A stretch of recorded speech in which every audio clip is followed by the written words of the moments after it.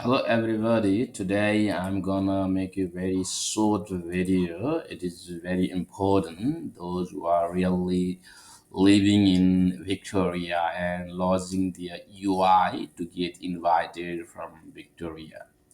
So those who are also offshores, that means who are not living in Australia or those who are living out of Australia, these people also need to know about it. Many of us already know that Victoria don't have their own skill is occupation list. It will accept those occupation list which was set out by Department of Home Affairs occupation list. You can see those lists in here. See, you can check here. You just put your name with your occupation, then all occupation that is outlines by home affairs you can find out here. So if your skill occupation is comes under this list, then you are well eligible to lodge your EOI, especially in Victoria.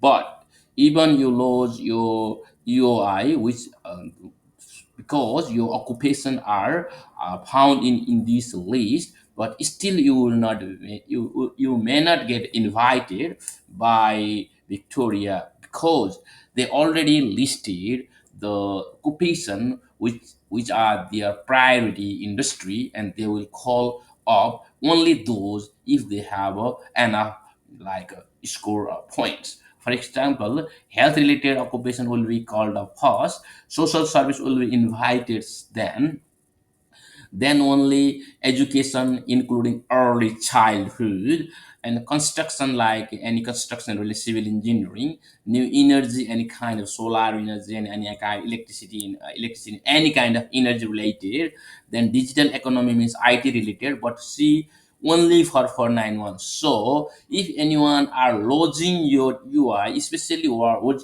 occupation is related to ID, please select 491 when you are lodge UI and ROI Victoria. If you accidentally lodge 190, because they will give you two options, either 190 or 491, then you may not get invited because it's not your priority list.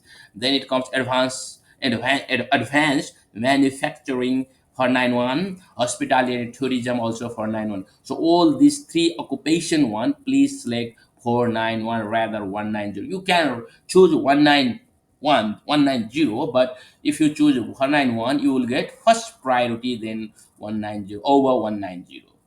So for overseas one also you can lose whatever your occupation. Obviously, if you don't have, if you cannot change your occupation, but if you have, if your occupation is health, social service, and education, including early childhood, please select 491 for overseas. You will get first priority over the other people. So that is all you have to know. And if you have those kind of occupation, and please don't forget to pick up those related occupation. You can pick up anyone 190 and 491, all these things, but from these three for onshore and these three for offshore, it is far better, way better to pick up 491 rather 190, because it is higher priority than the other ones. So that I want to that the things what I want to say this video. I'm going to make what the basic criteria for 190 and